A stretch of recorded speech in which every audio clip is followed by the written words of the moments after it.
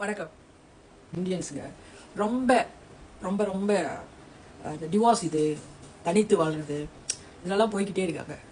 இதுக்கு வந்துட்டு காரணம் வந்துட்டு ஒரு காலத்துல பெண்கள்னா இப்படிதான் இருக்கணும், பெண்கள்னா வீட்டுல இருக்கணும், பிள்ளையை பார்த்துக்கணும், சமைக்கணும், கூட்டணும், பெருக்கணும், இந்த வேலைன்னு மட்டும் தான் நினைச்சிருந்த காலம் போய் இப்போ வந்துட்டு படிக்கணும், டிகிரி அடிக்கணும், பிஹெச்டி எடுக்கணும், நல்ல உத்தியோகத்துல இருக்கணும் அப்படின்னு போறதுதான் இப்ப உள்ள பெண்களோட மைண்ட் செட். ஸோ இது வந்துட்டு தவறே இல்லைங்க, சத்தியமாக சத்தியமாக நிச்சயமாக தவறே இல்லை. இப்போ நான் என்ன சொல்ல வரேன்னா, ஒரு விவாகரத்து போகுதுன்னா அது ஏன்னு ரொம்ப பேருக்கு தெரியாது. அது ஏன் அது ஏன் அது ஏன் ஒன்று ஈகோ, தன்பெருமை, நான் தான் பெருசு நீ தான் பெருசு அப்படின்றது. உன்னோட நான் பெரியவன், என்னோட நீ பெரியவன், உன்னோட நான் கூட சம்பளம் எடுக்கிறேன், என்னோட நீ கூட சம்பளம் எடுக்கிற, எனக்கு நான் உன்னோட கூட படிச்சிருக்கேன், என்னோட நீ குறைவா படிச்சிருக்க. ஸோ இந்த மாதிரி பிரச்சனை தான் இது வந்துட்டு. இதுக்கு முக்காவாசி காரணம். இதை எப்படி சால்வ் பண்ணணும்னா, நீங்க லவ் பண்றீங்கன்னு வச்சுக்கோங்களேன், ஆரம்பத்துல லவ் பண்ணி கல்யாணம் பண்றீங்கன்னு வச்சுக்கோங்களேன். இசி நம்ம ஒரு இன்டர்வியூ போறப்ப இன்டர்வியூ அப்ப எல்லாம் பெர்ஃபெக்டா பதில் சொல்லணும், அவனுக்கு இம்ப்ரெஸ் பண்ற மாதிரி பதில் சொல்லணும். அப்பதான் நம்மளுக்கு இந்த வேலை கிடைக்கிட்டு போறோம். வேலை கிடைச்சிச்சா ஓகே, ப்ரொபேஷன் கொடுக்குறாங்க 3 மாசம். அந்த 3 மாசம் மேக்ஸிமம் வேலை செய்வோம், ஓவர் டைம் பண்ணுவோம், oh no need to claim, அந்த மாதிரி வேலை செய்வாங்க. ஓகேவா, கன்ஃபார்ம் ஆயிட்டு பிறகு அவங்களுடைய இதை கைப்பாங்க, நம்ம தான் கன்ஃபார்ம் ஆயிட்டுமே, I am entitled for medical leave, I am entitled for annual leave, I am entitled for this and that என்று ஆரம்பிச்சிருவாங்க. அதெல்லாம் எடுக்கணும். ஓகேவா, ஸோ இதையா நான் சொல்றேன்னா, காதலிக்கிறப்பையும் அப்படிதான். ஒருத்தவங்களை இம்ப்ரெஸ் பண்றதுக்காக, ஆணும் சரி பெண்ணும் சரி, ஒருத்தவங்களை இம்ப்ரெஸ் பண்றதுக்காக 2 பேரும் மாறி மாறி எல்லாம் செய்வாங்க. எனக்கு இவனை பிடிச்சாகணும், எனக்கு இவளை பிடிச்சாகணும், 2 பேருக்கும் பிடிச்சாகணும், கல்யாணம் பண்ணணும், லவ் அக்செப்ட் பண்ணணும். ஓகேவா, அக்செப்ட் பண்ணிட்டாங்கன்னு வைங்களேன், கொஞ்சம் அது இது மாறும். அதான் ஓகேவாயிடுச்சே. காதலிக்கிறப்ப அப்பாயின்மெண்ட்னா ஆன் த டாட் வந்து நிற்பாங்க. காதல் கன்ஃபார்ம் ஆயிடுச்சுன்னா கொஞ்சம் லேட் ஆயிடுச்சுடா, அங்க கொஞ்சம் இதாகிடுச்சுடான்னு சொல்ல ஆரம்பிச்சிருவாங்க. அதே கல்யாணம் ஆயிடுச்சு பிறகு அவங்களோட த்ரூ கலை காமிப்பாங்க. நான் புருஷன்டி, நான் பொண்டாட்டிலா, நானும் வேலைக்கு போனலாம், புரியுதுங்களா? இந்த ஒரு ஈகோ இது ஆரம்பிக்கும். இவங்களுக்கு ஆஃபீஸ்ல வந்துட்டு நல்ல பேர் புகழும் இருக்கலாம், பெண்ணுக்கு, ஆணுக்கும் அதே மாதிரி இருக்கலாம். ஸோ என் ஆஃபீஸ்ல என்ன இவ்வளோ ரெஸ்பெக்ட் பண்ணி இப்படி இருக்காங்க, வீட்டில் வந்தா நான் என்னதுக்கு வீட்டு வேலை செய்யணும்? 2 பேருமே இந்த மாதிரி நினைக்க தோணும். நான் என்னதுக்கு வீட்டில் இதெல்லாம் செய்யணும்?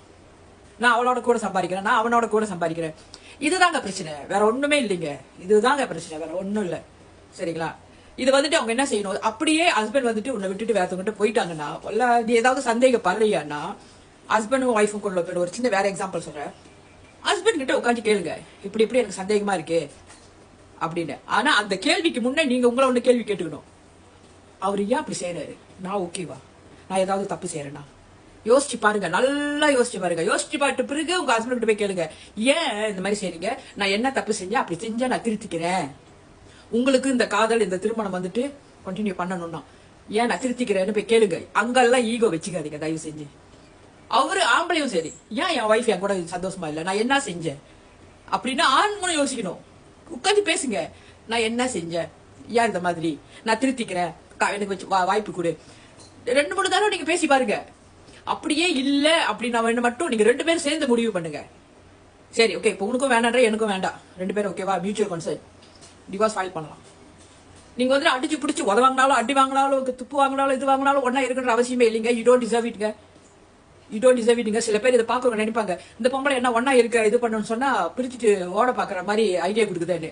இல்லைங்க, இதுதாங்க வாழ்க்கை. யூ டோன்ட் டிசர்வ் இந்த மாதிரி ஒரு சஃபரிங் வாழ்க்கை உனக்கு தேவையில்லை. அது ஆணா இருந்தாலும் சரி, பெண்ணா இருந்தாலும் சரி, நான் யாரையுமே சைட் பண்ணி பேசல.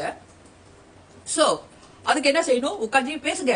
சில பேருக்கு பேசினாலே புரியாது, பேசாம இருந்தா எப்படி புரியும்? உட்காந்து பேசுங்க. ஏன் நான் என்ன செஞ்சேன், நான் மாத்திக்கிறேன், திருப்பியும் பேசு. அப்படியே பண்ணாங்களா, திருப்பியும் நான் சொல்லுங்க, ஏன் நான் மாத்திக்கிறேன், பேசுங்க பேசுங்க.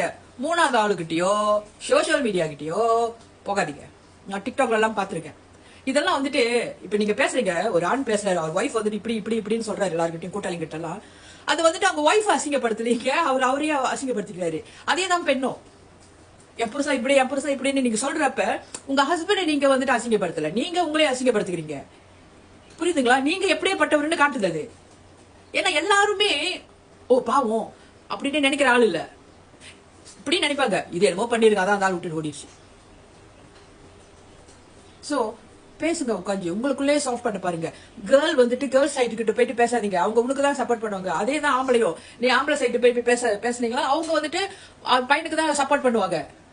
எந்த வீட்லயுமே ஆம்பளை சைடுல போய் பேசி இருக்காதடா நீ தான்டா அந்த மாதிரி, அந்த பொண்ணு தங்கமான பொண்ணுடா, நீ ஒழுங்கா அவ கூட போய் வாழுன்னு சொல்ல மாட்டாங்க. சோ இதெல்லாம் தேவையில்லாதது. சோஷியல் மீடியா அதோட வேர்ஸ், சோஷியல் மீடியா அதோட வேர்ஸ். நீங்க வந்துட்டு சோஷியல் மீடியா போய் சொல்ல யார் வந்துங்க உங்களுக்கு வந்து உதவி செய்வா சொல்லுங்க? 10,000 ஃபாலோவர்ஸ் வச்சிருக்கீங்க, அதுல ஒரு ஆள் வந்துட்டு உங்ககிட்ட வந்து பேசுவாங்களா உட்காந்து? இல்ல உங்க குடும்பத்தோட இது சால்வ் பண்ணுவாங்களா? டிவோர்ஸ் பத்தி கூட இல்ல, பைனான்சியலி எந்த ஏதாவது வந்து ஹெல்ப் பண்ணுவாங்களா? யாரும் செய்ய மாட்டாங்க. உங்களை நீங்க தான் காப்பாத்திக்கணும். உங்க திருமண வாழ்க்கையை நீங்க தான் சேஃப் பண்ணணும். உங்களுக்கு பிரச்சனை நீங்க தான் பேசணும். உங்களுக்கு வலினா மருந்து நீங்க தான் சாப்பிடணும்.